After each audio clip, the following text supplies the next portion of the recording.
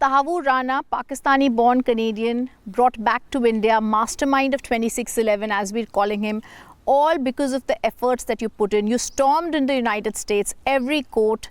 Tell us about the struggles that you started off there with. See, I'll tell you, we have been trying to extradite Rana from 2010.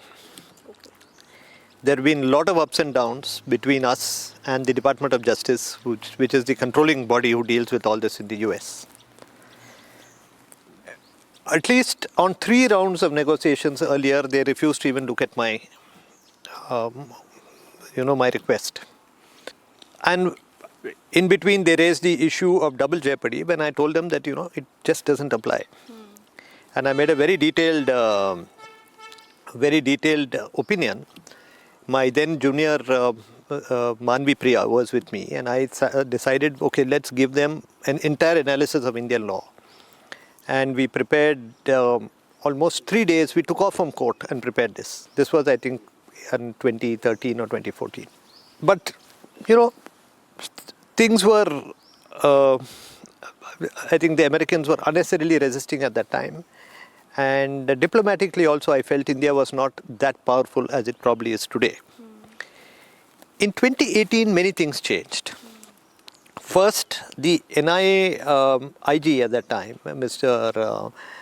Singh, who is now the DG CRPF, the brilliant officer, and his deputy, Sanjukta Parasar, started working very closely with me to try and get a breakthrough. Right. We invited the American team here, which was led by Mr. Mark Teletoki, who I have a great regard for, and I believe is one of the reasons why Rana is back. Mr. Teletoki was the equivalent of a JAG. He was in the US Army and then joined he was the head of the overseas department of the Department of Justice. And when he finally accepted my opinion to say that yes, it is worth extraditing this man. And then both Sanjukta and I went to the US. We sat there and prepared the extradition request in a manner which they believed would be presentable to a US court. Then the process started. This was in which year? This was 2018. So 2018, the US government accepted that they would file in the extradition request. And it was important because Rana was finishing his sentence there. Right. And he could have gotten away. Right. And if he had been released, he would have just disappeared in thin air. Then what happened was that the first levels of extradition started. He fought us hard there. But our teams were also very good.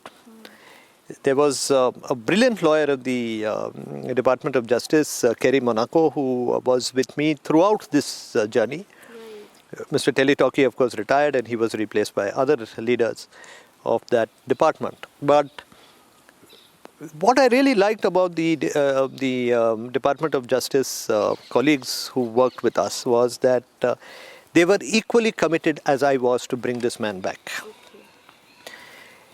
He, of course, I was the expert evidence which India led, and he brought a barrister from the UK. Fortunately for us that we read our papers. And the poor barrister probably didn't.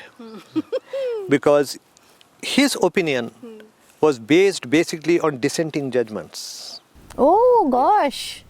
And of course on TT interpretation, which I had my own version and he had his own version. And I had the great benefit of one of my juniors, who is now of course an independent lawyer, Sanjeevi Sheshadri, who is absolutely outstanding in the area of international law. Right. Yeah?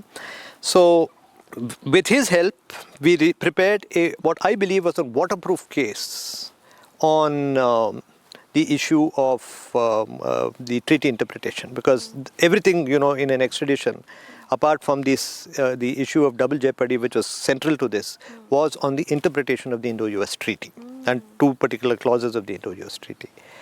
I was happy that the trial court, which is the most important court there, accepted our point of view, and later the courts above all accepted our point of view. And as you know, the most important thing in those courts is paperwork. Yes. Oral advocacy is 4 or 5 minutes, yes, which is basically done by the DOJ's counsel, but the entire written advocacy was basically prepared by us with the help with, of course, the DOJ, who dealt with American legal positions which governed it. But it was a great experience working with the Americans on the legal side. And as you know, when the extradition is accepted by courts, it is still a political issue. The Secretary of State has to certify it. Yes. But there was a tremendous diplomatic push by the government of India at that time, which really helped us get him back quick. So you think it was galvanized diplomatically as well? Yes, absolutely. I know it was. Yes. And I was very happy about that, because diplomatically the push was great. Legally, of course, we won it at every level. And that expedited his return. You know, because it was his extradition ordered by the US court in 2023 May. Yes. But he continued to appeal. Yes. And the appeals also were in the 9th Circuit Court of Appeals, yes, the US Supreme Court. Did you also have to give arguments or paperwork everywhere? There? Okay. Everywhere. Okay. We had to give. And even to the Secretary of State, because he came out with absolutely bogus arguments. And I do not know how, without verification, a lawyer would put those kind of arguments saying, which included that a person of a particular community will not get a lawyer in India. Gosh. So there, of course, it is wrong. You see, our legal aid system is not, community-based, person-based, religion-based. And also, I gave my opinion on that basis the Supreme Court in Kasab, who had given some very senior lawyers. Mr. Raju Ramchandran was representing him as a legal aid lawyer. Right. So I said the man will be entitled to complete legal defense. And these statements and opinions are false. See, you can make statements which are, based on law or based on factual situations. But I want to ask you, and I want our viewers to understand what you're saying. You've made it sound, it sounds very simple. 2018, we went there, did the paperwork. But this is so critical, because 26/11, 2010, this happens.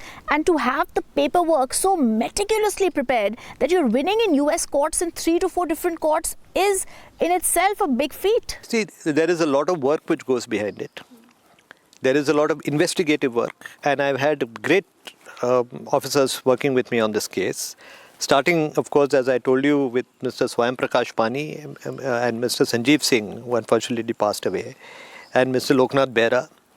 3 of these officers worked from day one on this. So our, paperwork was very good. Then came, after a long gap, Sanjukta Parasar, and Mr. Singh, GP Singh, of course, at a senior level, who also ensured that all paperwork was up to date. Yes. And later, when we were coming to the final push, I had the assistance of Mr. Ashish Batra, who was the IG there, who also is a very meticulous officer, you see. So it's always useful when you are meticulous in your work that the officers support you with that.